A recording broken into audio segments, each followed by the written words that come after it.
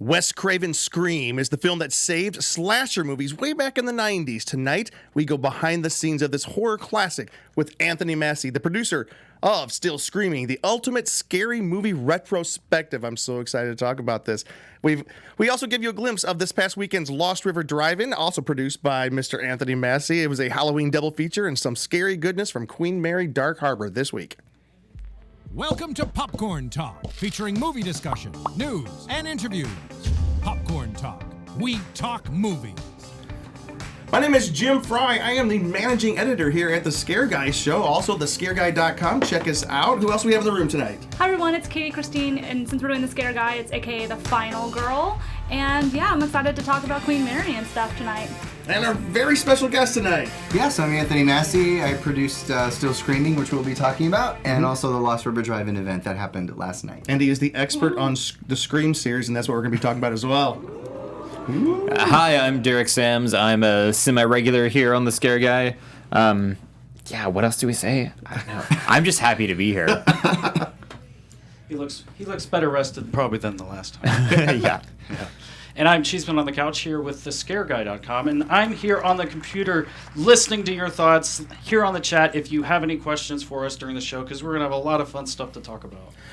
Speaking of, we do have a lot to talk about tonight. We are going to talk about the Lost River Drive-In, which we just experienced yesterday. Derek, we're so disappointed because you've never seen the movie Halloween, which every week I go into apoplectic shock over, and I'm like... This time you remembered. I didn't have to tell you again and have you be surprised. I know every single week. And so I assume you also have not seen part two.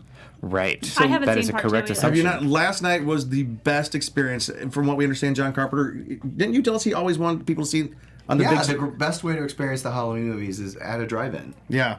They're just crowd movies, and they're just so great. Especially with Michael Myers walking amongst you. That was great. Yes. Yeah, I'm not sure how well I would have responded to that, but... It was great, and we will be going over that. Also, some of us went to Queen Mary's Dark Harbor, and Katie and Luke will bring you a video retrospective of that. That was a lot of fun. Mm-hmm. We also have a little bit of news from Shriek Fest, LA's longest-running horror film festival. Carrie did an interview for us with the... creator and festival director there, so that was really cool. And then finally we are going to move into talking about Scream, how Scream saved slasher cinema, and that is what you're here for. And then also you have a super exciting event that we want to hear more about, which I have decided, and Cheeseman, you're going we're both going up to it, right? Yeah. Yes. Yes, I'm so excited about that. I'm excited to hear what it is. It's Scary. it's very cool. You know, if you wanted to kill a bunch of people on Halloween, that would be the place to do it. That's how you would do it. I mean, did you see Hellfest? That's essentially what happens. Well, that's the thought I have all the time. Like, if I were going to kill people and not get caught, I'd do it at some Halloween event where you have a bunch of fake dead bodies already. You do it at a Halloween double feature of the movie Halloween, so nobody knows who's really screaming. Is it weird that I've given this a lot of thought? No. It's a little bit weird. Yes, it is weird. I'm pretty scared. Yeah, Brad was getting kind of freaked out about that. He was talking about, like, what if somebody's actually crazy that goes to these things? This was Brad's exact. Brad, who is our fifth member. We also have a very important member that we always need to introduce. Ryan Nielsen, who is in the booth keeping us all on schedule tonight. Ryan. That is me, y'all, and I'm keeping you on schedule, and I think we are still talking about Scream tonight, right? Yes, we are. So excited to talk about Scream. All about Scream. And horror classic. Speaking of Scream, we were watching the Halloween thing last night in the open at the drive-in theater, and Brad goes, "Has nobody learned anything from Scream 2? We don't do things like this." Exactly. You're just setting yourself up. Yeah. Right. Speaking of Lost River Drive-In, we do have a video. If we can go ahead and boot that up, and let's just go ahead and talk through a little bit of what we see. There's a little bit of video, a little bit. It's mainly just a lot of cool pictures that we put together. Yeah. So they painted some little pumpkins in theme of it, which was amazing. And Anthony, could you tell us about what was going on? I mean, So my good friend Matt Russell texted me one day and said, they mentioned the Lost River Drive-In. One of the characters mentions it in Halloween 2. Yep. Somebody should host a screening of Halloween 2 at the Lost River Drive-In. So I said, okay, great, I'll do it. Call me back in a week. And I did. So the Mission Tiki Drive-In up in Montclair hosted a double feature. Which was fantastic. Yeah. Which was great. And I've never seen the movies. And I think it keeps getting in a drive-in. stuck. In a drive-in. Yeah. At a drive-in, Yeah. right? I've seen. I've never seen the He's never movies. seen the movies. I've never seen them. Yeah. And here's this was Michael Myers walking around. This is a professional cosplayer. His name's Lito Velasco. Yeah, And the that's studios hire him. He plays lots of characters, and he showed up with the mask from the original film, the mask from Halloween 2, because the masks change from movie to movie. He had the hammer, he had the knife, he had all the, you know, the murder implements that one Michael Myers would have. And he was stalking people during the movies. And I was sitting in my car, I was eating popcorn out of my Lost River Drive-In popcorn container, and he just suddenly appeared, and I was like, you know, and I hired the guy. And even a ghost, even a These were people. They were hired. They were. Yeah, cosplayers. Burke. This is David Burke. David Burke created some amazing artwork. Look, see how There's they're these watching, awesome they're shirts wearing that the he had. t-shirts, Yeah, the yeah. Lost River Yeah. Drive-In. Right. So what the theater did was they rebranded themselves as the Lost River Drive-In. So all the popcorn containers had it on there. Which was fantastic. When you drove in there, you would see like the marquee right there, Lost River Drive-In. You'd see it on the screen. And I listen to this part welcome right here. people- This is the moment they're talking. It's hard to hear. They'll mention the drive in the movie. This is where they mention him, right here.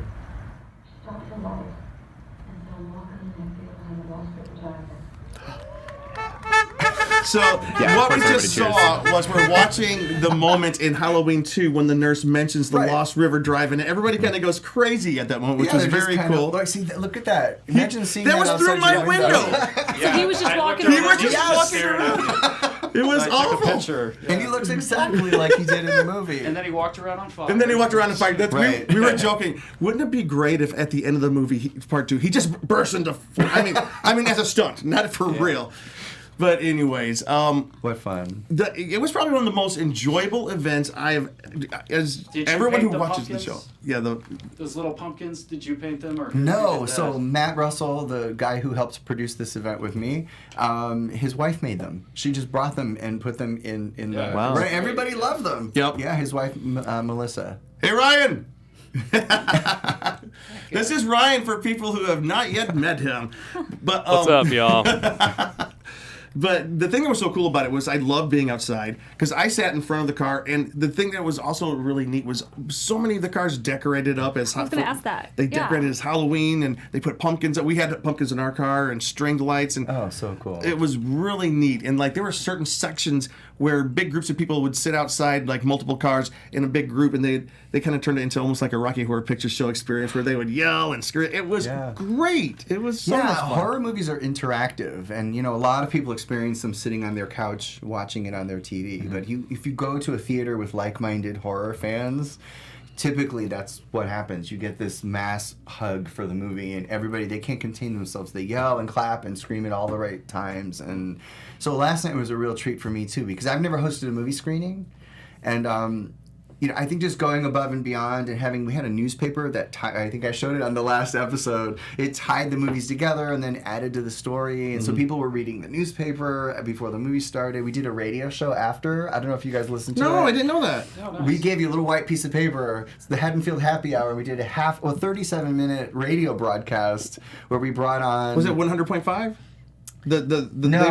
No, that was a whole separate, like in Oh. your car, you just call it up on your phone and just Bluetooth it to your radio. Oh. And so I played the host of this radio show back in 1978, and I brought on Barry Bernardi, who was an orderly that took care of Michael Myers, and we had fictitious Haddonfield commercials for the various places in the movie and everything. So listen to it. I think it was a total where can we nerd hear it? fest. Where can we hear it?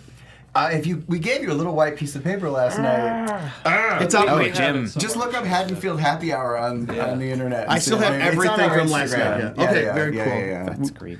We will find So that. Lost River Drive-In Instagram, you'll see it. And also, what was really cool, I do want to do a shout out to David Burke, Yes. the artist. And Luke, can you hold up what David Burke was there? And for those of you who don't know, and if you guys are fans of Halloween, you most likely do know, he created a series of artwork called the Sister Trilogy. Yes. Based on Halloween 1, 2, and I think H2O. Was that what it was? I'm not I don't really know sure. about H2O. But I'm not sure Yeah, what the I think Sister it was. Trilogy is. But I know that he really loves Halloween 4 as well. So Yeah. that might be He's one an of the incredible artist, and last night he pulls us aside and gives us a copy of this. And I didn't know he was drawing this. I mean, if you look at it, That's a scene out of Halloween 2. Mm-hmm. You know, when she says she saw him walking by the Lost River DriveIn, but he took the logo that we had created and put Michael there, and I love the pale, like, washed out look of it. Yeah. I love it. I mean, he just said, "Here you go," and I was like, "Wow, Fantastic. yeah, Cool. David, you're amazing if you're watching." So this is the deleted scene from the movie.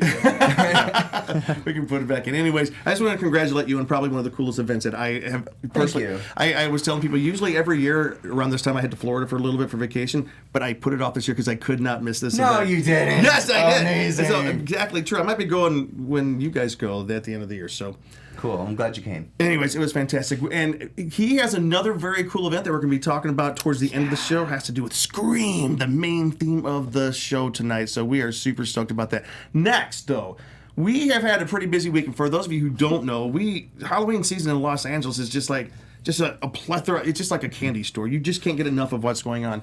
So the thing that we did do this past Thursday, Katie, why don't you tell us a little bit about it? We went to Queen Mary's Dark Harbor. It was the 10th anniversary of this event. It was Luke and Jim's first time going. My first time ever being there. So I'm happy they finally got to go, but I love it. It has a spooky carnival vibe, just like it's not like the other amusement park haunts because it's just different rules, different things, more mature. It's for adults. Very more adult oriented. I mean, you might see some children, but they're like the kids who kind of like grow up around horror and things like that. That's because there's a bar in every single haunted maze. Yes. Yeah. So There's these like secret, like almost like speakeasy type things Yes. in every single. It's maze also that the they have. only, unless it could be wrong, but as far as I know, it is the only haunt that's not like at a bar or things like that sells liquor and not just beer or wine.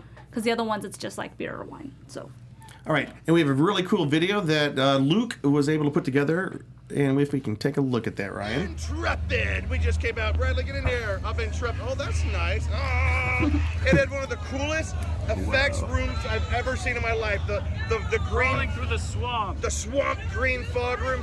That was one of the coolest things I've ever seen. One of the greatest things I've ever seen. You really cannot see anything.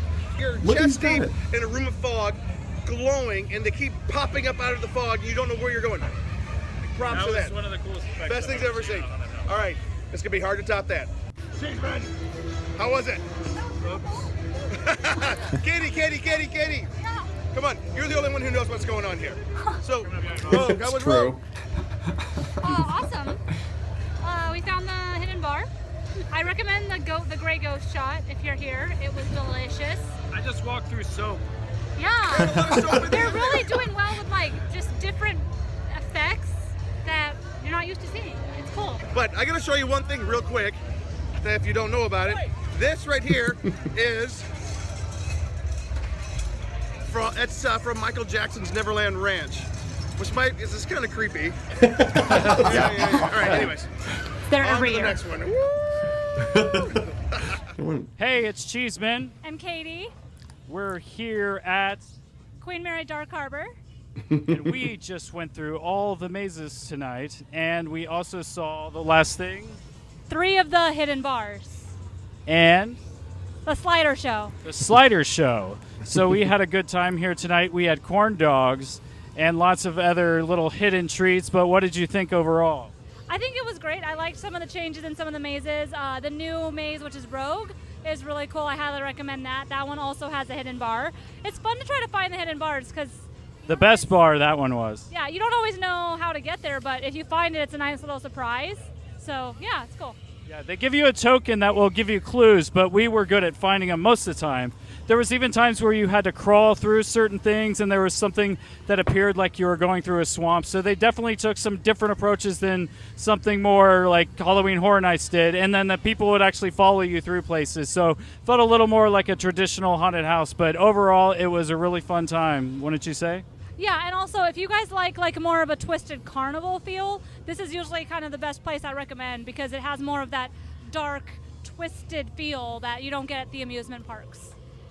So check out the Queen Mary Dark Harbor this fall here at 2019. I thought you guys did a And really good we had job. some clips on there, like B-roll type stuff. So if you go search for the video on YouTube, or if you're watching online, you'll see kind of some of the visuals of some of the things we're describing, like the fog and the carnival and just some of the other things. Yeah, But that was kind of like a supercut of all of our videos all mashed together. So we have a lot of coverage from that night. It was one of my favorite events I've been to. And are they usually like have that many characters and people walking around, Yeah. or were they only doing that because it was open night? Because there was a lot of characters when you're walking. They have a lot of in. atmosphere. They also Anthony, have you been down there? I've not. Oh, yeah. We didn't have footage of it, but there's also aerial artists, people doing silks, people doing fire dancing, Wow. people doing sideshow stuff. We didn't see people do sideshow stuff, but I do know that they do have that option sometimes, just depending on the performers they have. So it has like a little bit of everything. There's a hookah bar for people who are interested in that. I mean, they really think of everything. And the only thing I recommend is just planning ahead, because the parking is really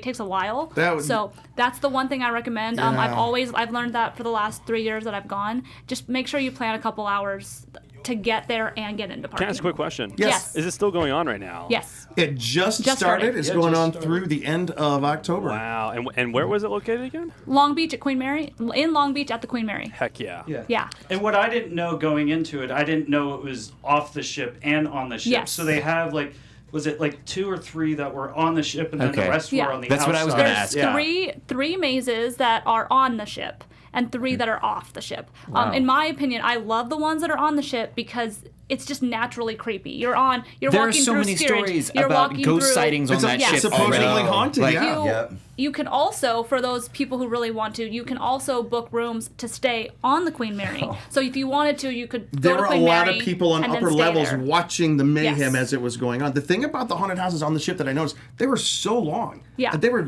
like And I'm very used- dark. Yeah, I'm Very used to like dark. haunted mazes that take maybe like 2 or 3 minutes. Yes. They would take like 10, sometimes 15 minutes. Oh, it those felt are like. the To, best. Well, it's also because halfway through we would always find the hidden bar and like camp out for just a little They while. had some like alternate routes or things, or, Oh, wow. or you Son, think this you're maze going took an one hour. way and then you circle back into it again, so that it's like, Yes. oh, like you get. So it's more like an wander a actual little more. maze. Yeah. Yeah.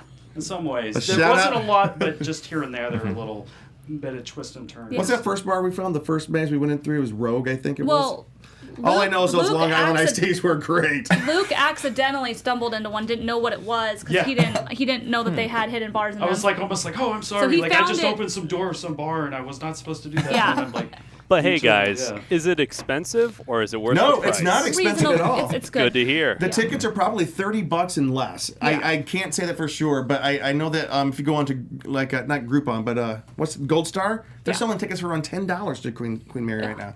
It's really cool. So I highly recommend it. and our friend Patrick, who's watching from the side from a band called Whiskey Sunday, would like the whiskey tasting that they had there. You can pick up 3 or 4 of Three whiskeys. 3 whiskeys out of like 6 and get the taste different. Oh, ones. we've Ooh. got Maybe to even take more, Patrick but up he would like to that, Queen though. Mary. He would love it. By the way, if you haven't heard of Whiskey Sunday, one of the best Irish folk Americana bands that you would likely hear, go to our website. You can find You out can more find them on information. Facebook and on Instagram. That's right. Whiskey Sunday. So we are going to move on Whiskey to our Sunday band. next topic. We highly recommend Queen Mary. But Carrie Lane, who, because she got a real job, a grown-up job, is not on the show very much anymore, but she still goes to cool events for us. And she gave us this really neat video from Shriekfest, the longest-running horror film festival in Los Angeles. Here we go. Hey there, Carrie Lane with the Scare Guy, and I'm here at Shriekfest with the founder and festival director, Denise Gossett. Thank you so much for joining me. Oh my gosh, thank you for having me. And this is the 19th year. Congratulations, that's awesome. Thank you. Yep, 19 years. I can't believe it. What started this festival? What was the, we need to make this kind of a festival ignition point? 20 years ago, I had starred in a horror film, and I wanted the producers to take it to festivals, and there weren't any that catered to horror. And so I told my sister-in-law my idea, and she said, let's do it. And we threw this thing together in 2 months, because naivete will get you far, Wow. right? That's impressive. Awesome. And we got like 45 submissions even in that 2 months. And then the next year it like blew up. So that's when we knew that this was desperately needed. She's no longer really involved because she had a son and moved back to Michigan, but her heart's Children still with mess it, right? everything up. Absolutely. Wonderful. That is amazing. I thought I Also, only said that. I want to congratulate you as being a woman who's pushing horror as well. I mean, like, yes, there's more diversity in horror, but what was that like for you as a woman at the beginning initiating that? Was there anything that came up or? Not really, but it was funny because people would come to the festival and kind of be like, Oh wow! Like I think they were expecting like a mohawk and goth and all this stuff, you know. But I will say, when I first started the festival, there were way less women filmmakers, women producers, women directors, and now there's more and more and more, which is a beautiful thing. That's awesome. Good job, filmmakers, in submitting. Yes. For this year, how has the festival been for you, and anything that stood out different this year? It's like a blur. I swear, like Thursday night, I was like, how am I going to get through this? And now I'm like, it's over? How is this possible? Yeah. So I did something different this year. I did a networking in the middle of the festival. I used to do them monthly, and there was a great turnout. And so I said, I'm going to try one right on a Saturday afternoon for like an hour and a half, and it was packed. We had so many people here talking, networking, planning projects. It was a beautiful thing. Is there any advice you would give to filmmakers out there in submitting to a film festival, maybe specifically genre film festival? I would ask your fellow filmmakers who have been in the festivals what they think about them, because people like to talk and they will tell you, you know, kind of behind the scenes, avoid this one, avoid that one, because you don't just want to be submitting randomly. Make sure your film is right for their festival. I mean, sometimes we'll get a submission and it's not even horror. So I don't know what, Shriek Fest. So, you know, things like that. So I feel like they should talk amongst themselves, because there are a lot of scam fests out there, and I think they need to go bye-bye. Okay. Yeah. And then, any other final words for the 19th year of Shriek Fest? Yes. If you have a dream, follow it. Don't let anything stop you. Go after it. If it's something you love, you have to do it. Love it. Good advice. Congratulations on the 19th year, and many more to come. Thank you. Thank you so much for watching. Thank you for talking with me. Thank you so much. Thank you so much, Carrie, for sending that in. Carrie is the best. She loves film festivals. She loves horror, and we really missed her on the show. We have one last video that we are going to show you guys. This is going to lead into our Scream discussion. And Cheeseman, can you tell us what this is? So this is our friend Eric from the t-shirt company Monster Tees. That's Tease. And he does all sorts of like monster type shirts, and very into the 80s horror, very into like, especially the slashers. Like, he has tattoos all over him, all of his favorite slashers. His tattoos alone. His shirts take a lot of those, especially the 80s slashers. Is that one of the shirts? That's a great shirt. They do a fresh take on them. He's done really creative stuff with it, adding like different fluorescent colors, or maybe doing some kind of almost a mashup with some of them. Yeah, if you check it out on monstertees.com, you'll see some of it, but we're going to show you a clip of some of the Scream ones in particular. These are out right now, yeah? Yeah. Oh, I have that one. Yeah. That's a great shirt. Does it have faces on the blade? Yeah, faces on the blade. Wow. Yeah. And this is Derek talking right now? Eric, I'm sorry. Jim and his names. By Zachary Jackson Brown. Yeah. And you're seeing some of the characters on the blade, as well as and it was signed by right there, and signed by Matthew Lillard. It looks better in person. Oh, yeah. really? Oh, Matthew Lillard signed it? Yeah, that's his signature right there. That's cool. So I love this shirt. I need a shirt to wear up to a certain event we're about to talk about. Oh. So just kind of pointing out some of the details there. And this video is on YouTube as well, and will be on our site. And that's my newspaper. That's what we were thinking. No. I have one. He was talking about it. Okay, so and here's some of his stickers he's describing right now.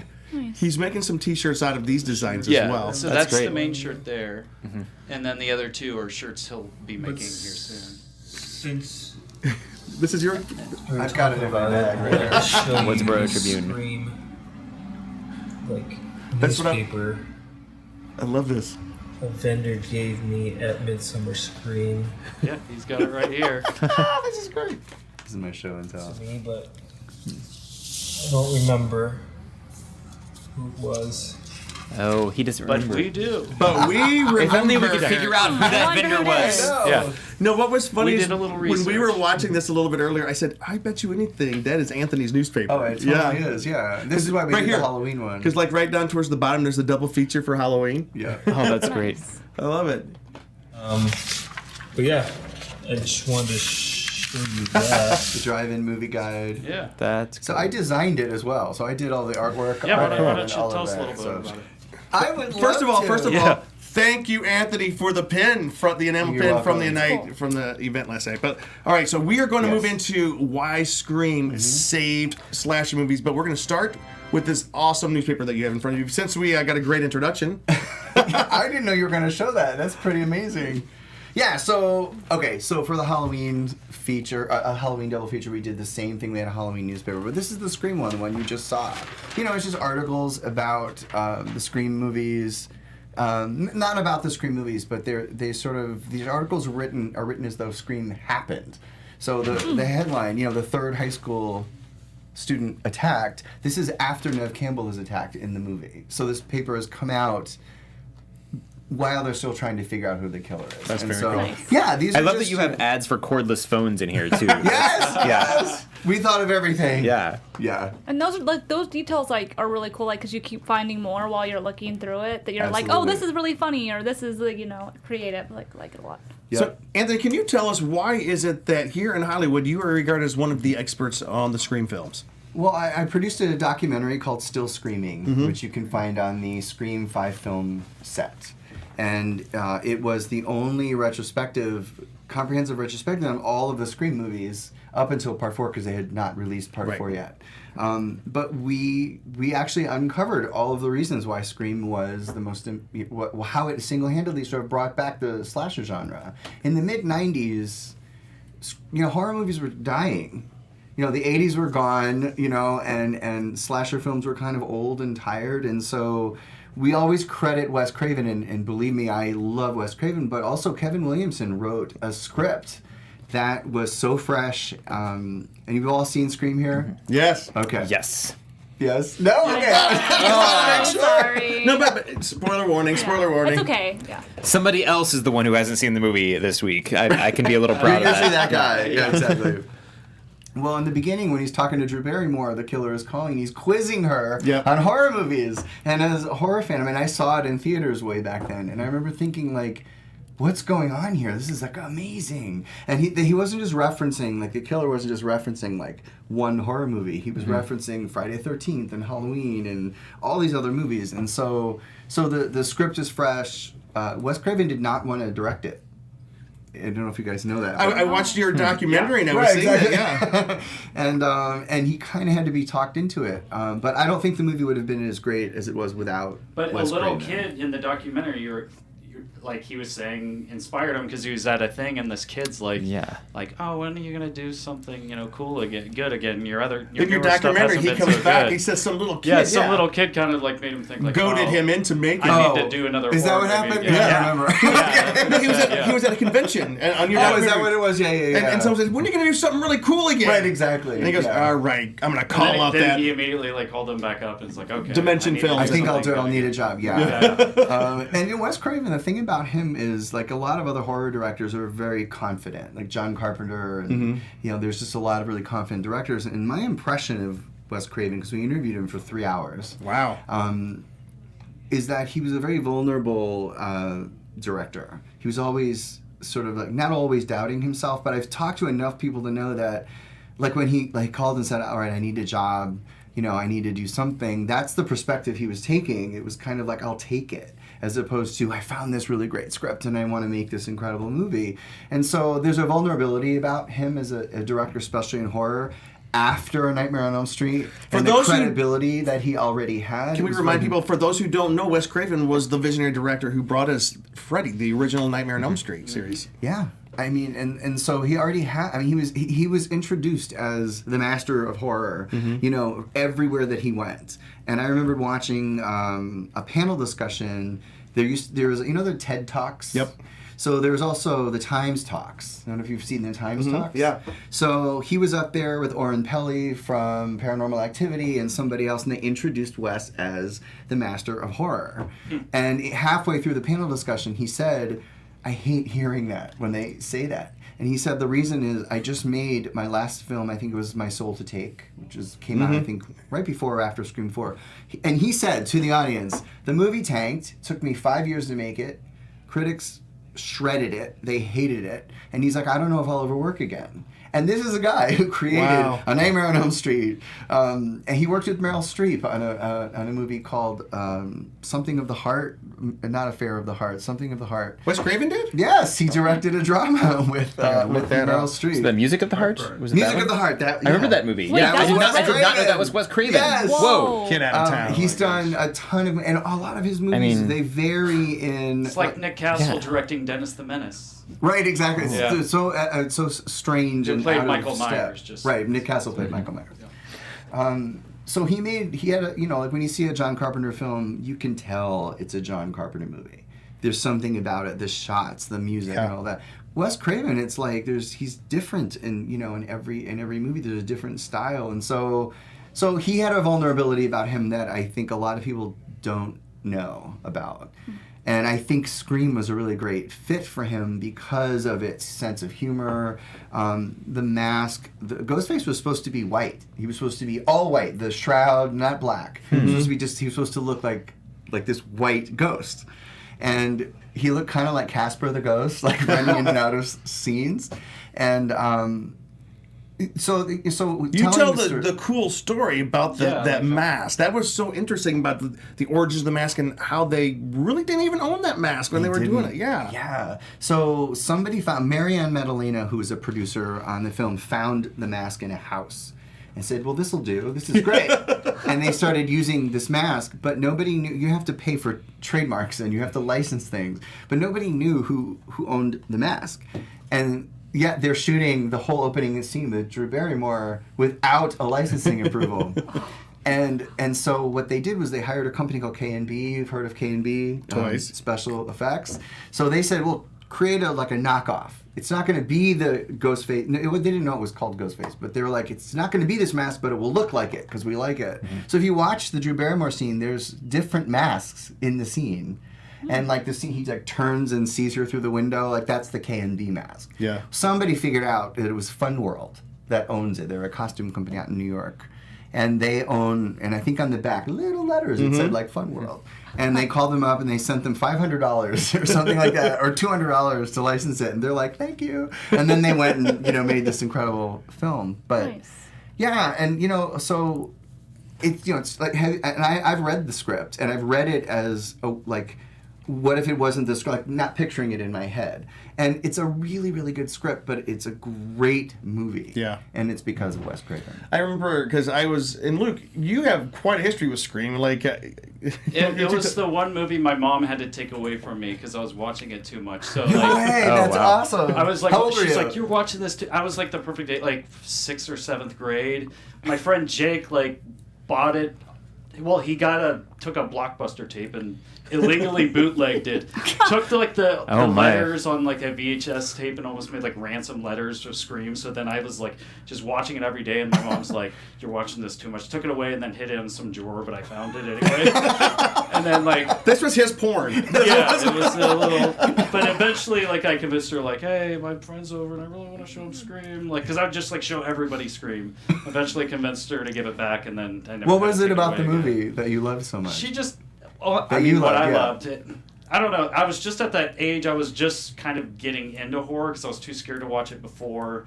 Like I was the kid that like I had my mom tell the person at the grocery store to like not have the Freddy movies so like out there because it just freaked me out so much just to look at that or Chucky and other stuff. But once I got older, I started. So Scream was your but- gateway movie. Yeah, it was kind of like my gateway movie in. It was just funny. There was like music in it that seemed cool, and all the characters seemed Now, cool. did and everybody Ghostface was, like, mentioning talking all about those other horror movies get you excited to watch all those other movies? Because it was tipping its hat Yeah. to Halloween and all those 80s. Did you Yeah, you say now I've got to see all these Yeah, movies? so that was the time I was starting to watch like Halloween and Nightmare on Elm Street Yeah. and Friday the 13th and all that stuff. So cool. So I just go to my friend's house who could rent any movie he wanted, and then we just started kind of watching all this stuff my whole life I hadn't really seen. So Scream was kind of the beginning of all Wow, that stuff. that's Let me great. ask you. The Shining and all that. Yeah. But you were speaking about how it tipped its hat. It was an homage to all these earlier movies from like late 70s, early 80s. And do you think, what is it about Scream that,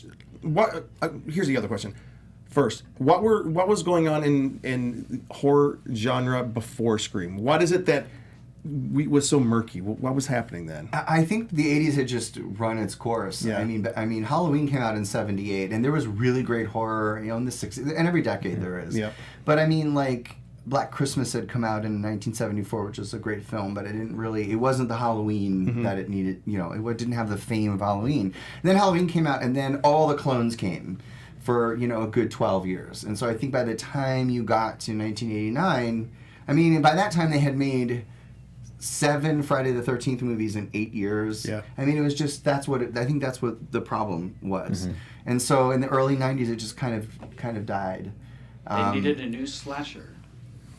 And what was a that? New killer. They needed a new exactly killer. that. Yeah, and I remember when I was they actually just run their courses with all of them up to like Yeah. 4 or 5, 6, and them doing the new thing with Scream just kind of rebooted. Yeah, it had everything. It something had fresh. savvy writing. It had the new like Ghostface. It had this killer that was easily identifiable. It wasn't just some like creepy guy. It was a costume, which we were very used to through Jason and Freddy and Michael and Chucky and Hellraiser and Pinhead. All we can keep going on.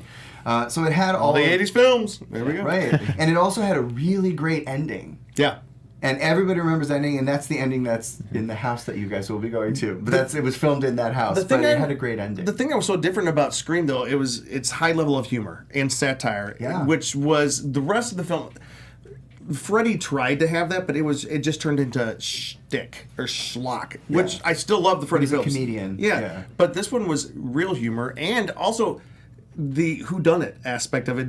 I don't think that had been done in any of the other films hardly. I mean, the very first Friday the 13th maybe. Are like when you find out who does it, you're like, it was. We knew it was one of these 10 people. Yeah. But in this movie you cared. Yeah. And if you haven't seen, I don't want to spoil it for anyone who hasn't seen it, but when you find out who does it, it's like, what? Yeah. And it's so amazing. And the performances are great. Matthew Lillard, I think, turned in an Oscar-worthy performance. I say that with complete straight face. What's your favorite line? Live her alone. Live her alone. He's just had a fantastic lot of- though. Anyway, anyways. So And some of the lines were like improvised too, like when he hit him with the phone and stuff at the end, like stop hitting me with the phone. Right? Yeah, like I think he improvised that because it actually hurt. Yeah. And that scene took 3 weeks to film, and and I have something to show you. Yeah. That was scene 118. So that was the last scene in the movie, and it took 3 weeks to film. And when they finished, the cast and crew had shirts made up that said, "I survived scene 118." Oh. Oh, no. That's And so funny. for our party, we have shirts that say, "I partied at scene." That's Yeah. so great. Woohoo. That's a good segue. That's a good segue. That's good. Can we talk about this party for a second? Yeah. Right. We will come back to Scream. And you can only get it if you actually party at the house. Yeah. So we won't send it. Scream-O-Ween. Tell us about it. So Scream-O-Ween, Scream-O-Ween.net. Yep. It's a costume party, a Halloween costume party at the house where they filmed the last act of Scream. So where It's they're the all best thing ever. Yeah, I'd like. Yeah. that's What more could you do on Halloween? On Halloween night, yeah. I mean, Yeah. unless you Well- could get access to Halloween Town and meet with a real Jack Skellington. I don't know. Halloween. This. Oh, I thought you meant the other Halloween town. Okay, my bad. Sorry. okay. Okay. Remember who you're talking to here, Katie. Yeah. Halloween is one of those.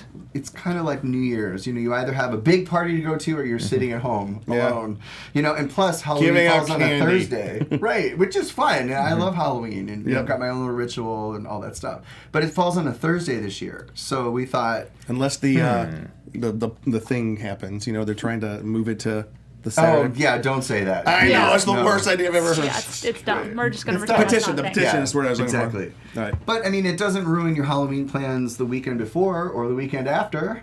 But yeah, it is basically a party. It's a party all night, and it's a required costume. You can be elaborate or as simple as you want. But some people are wearing some amazing costumes.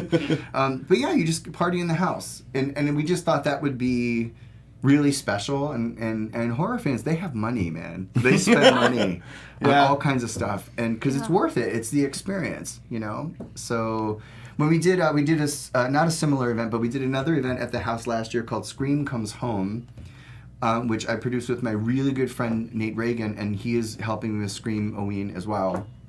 And Nate and I put together this really big party. And Roger Jackson came, who does the voice of Ghostface and all the guys. He was amazing. And so we had this promotion where if you paid $100, he would call your cell phone and leave a voicemail, or if you didn't answer, go to your voicemail, and if you answered, he would talk to you in the character and threaten you. I'll take my money now. Take my money now. Yeah. Right. It's awesome. And so, a bunch of people were getting random calls, and then they were like, hello, and it's like, is this Julio? And then it would be like, yeah, and it would be like, I'm going to gut you like a fish. And he was like threatening, and so they had to sign a release form that said, yes, I agree to have Roger Jackson threaten me on the phone. And it was amazing. And so Roger was playing along, and then he did a Q&A. We watched Scream on the house, on the lawn next to the house. That's so great. And that night, fog surrounded us, which was like, this can't be happening. And it was amazing. It was just amazing. Awesome. Yeah. So they're allowing us to come back one more time. So what comes with tickets to this upcoming event? Well, it's simplified. So we figured it's Halloween night, and Scream Comes Home we had all kinds of panel discussions, and we had a memorabilia display, and we had the movie on the lawn, and we had a bus tour of all the other filming locations in the area. It was like a weekend kind of event. This is just a Halloween party in the house. There's endless alcohol and food, and you just party in the house. That's real. We just wanted to be a big Halloween party. So is that and the all house is on a provided, hill. Or do you bring stuff? You can bring alcohol, but they also sell it in the driveway. The guy that owns the house, his name's Larry. He owns restaurants and all kinds of stuff in the area. So he's just providing vendors that you could order anything you want all night long. So how do we get tickets? How does anybody get tickets? Scream-O-Ween.net, it's not .com, .net. And we still have tickets available. And so you just pick them up, and also we will shuttle you to and from your hotel so that you can drink as much as you want. And be that's safe. smart. That's good. Okay, that's amazing that you've thought of that, because so many of these parties, they like... Well, the only reason we thought of that is because the house, first of all, the house, let me just tell you the setting. It's in sort of like a compound. Like there's a gate, and this is Santa Rosa. This is wine country, posh, upscale. If you watch the movie Scream, all the kids live in these big 6,000 square foot homes. Yeah. It's ridiculous. Which makes it scary that, something like this could happen at a place like that. At Scream Comes Home, we had 3 security guards, 1 armed, because we were like, just what you guys were saying before. Like, that would be a great place to actually, if you wanted to kill someone. And we were a little like, who's coming to the compound, But it's on a hill. Like this compound kind of goes up like this, and this is house. And then down here you've got 2 other houses and 2 barns. And it's just the perfect place to hang out. So you're going to be gated. There's going to be pitch black all around you. You're just going to be partying in this house in the middle of it. Natalie, Lena, you guys have to go to this. You got to go to this. You look scared. Patrick, you got to go to this. Our friend Patrick is sitting in the room. By the way, we also want to just mention your documentary that you put together as well called... Still Screaming. What's the whole name? It's Still Screaming, the ultimate scary movie retrospective. Because the original title of Scream, how am I sure here, was Scary Movie. Scary Movie. Yes. Okay. So Kevin Williamson called it Scary Movie, and then they changed it to Scream. When did they change it? When did they change it? Yeah, do you know why they changed it? I think they just wanted something. Yeah. They just changed it. The Weinsteins just wanted to change it. That's cool. Yeah. And we also have a really cool video about the premiere of your documentary. If you can watch this right here. Oh, cool. Here in Halloween. Hi, I'm Natalie Pohorsky with FearNet, and we're here on the Sunset Strip premiering the film Still Screaming. Let's get our scream on.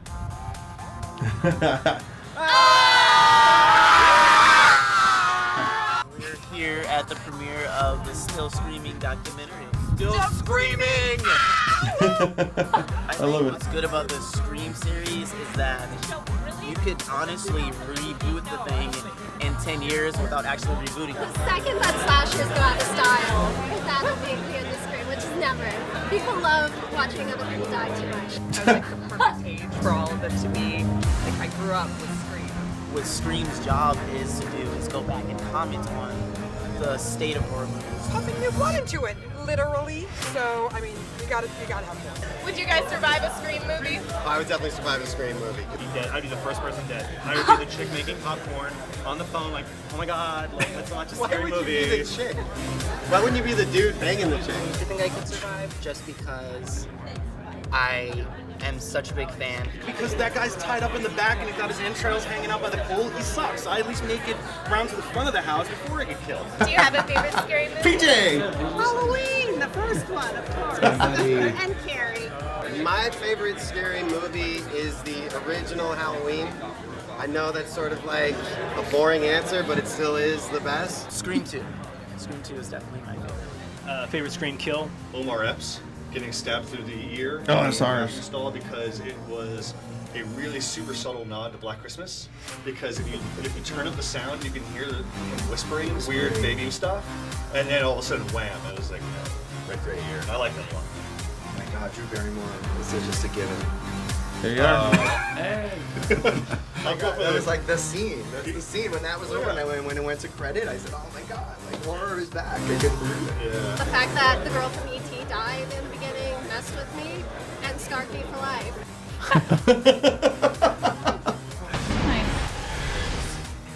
That's very cool, even though it's long. It was a while ago. Well, FearNet is now dead.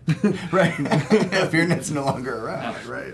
But so you guys, how did you get involved with that? So Ryan, our director and a good friend of mine, texted me one night. I'm a really big, like, just text me what you want to do and I'll do it. You know, like my friend Matt was like, hey, host a screening at the Lost River Drive-In. I'm like, okay.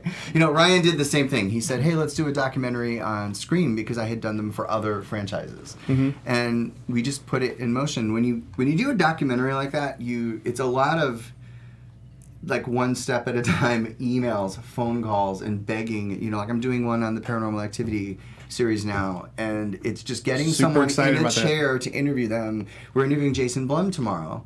And, Wow. And to get him in that chair took, I don't know, 100 emails and phone calls and coordination and all of that. So there are a lot of work. People don't realize how much work they are. But when you want to talk to everybody involved in Scream, it's a mammoth undertaking. You just start. And my company had credibility. I had done a few of them already. You did the Halloween. You did Friday the 13th, Psycho. So we had a cachet. So it's hard when you're like, I've never done this before. Can we come interview you? But if obviously the more you do, the easier. We were watching the documentary, and it was kind of fun to watch how you recreated the death scene toward the beginning with the two girls and like your framing device. That was was that a lot of fun? Yeah, it was Ryan's idea, and he wanted to start off the movie with some fictional, like two girls sitting on a couch and they're talking about boys or something, and they get a call, and it's Ghostface, you know. Of course. Reenactments, because who doesn't love good reenactments? Yeah. We rented this house. I forgot where it was with this guy, Robert. It's really funny when you film in a house. The homeowner, Robert, if you're watching, the homeowner's really nice when you get there, and by the end of the night, they're like, get out of my house, because you're like dinging the walls. Yeah. But we do have to ask, and this is, before we end the show tonight, like, just, we promised to talk about how Scream saved the genre. If you had to sum up how and why, like, how is it that, not why, we don't know the intentions, but what is it about the Scream series that saved the slasher genre? It had an intelligence in the script that was absent, I think, from a lot of, especially 80s. You know, in the 80s, you had movies like Motel Hell, which, you know, was like campy comedy, guy burying people in the back of the motel and harvesting them and making sausages out of them. You know, like that's Motel Hell, and I love the looks of it. That's kind of what was happening in the 80s. But Scream had an intelligence, and it was a lot of fun. And again, it was a great crowd movie. And I saw it a couple times in theaters, and it just played really, really amazingly well. Mm-hmm. I mean, a lot of the great horror films, Halloween, Paranormal Activity, which I'm working on now, when you watched Paranormal Activity with an audience, it's incredible. Everybody bonds, they're all scared at the same moments, and they laugh. There's a build-up and a release, and Scream had all of those ingredients.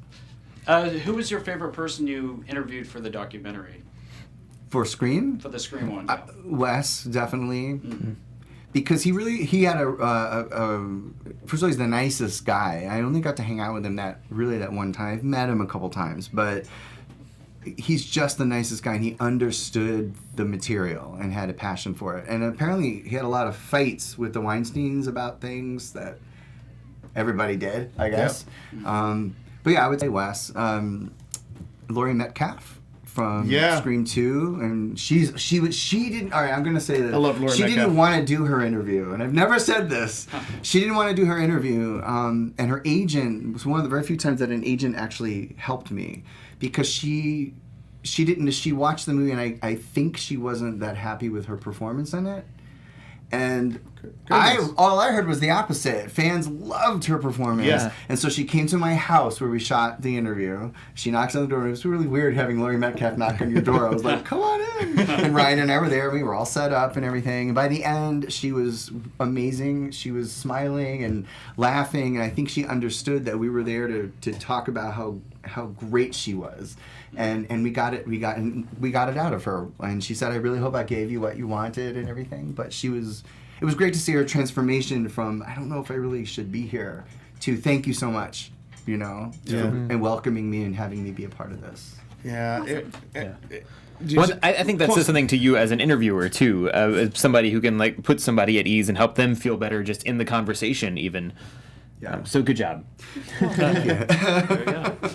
Well, thank you so much for coming on the show tonight. Before we end, tell us how to get tickets again to Scream-O-Ween. Scream-O-Ween.net.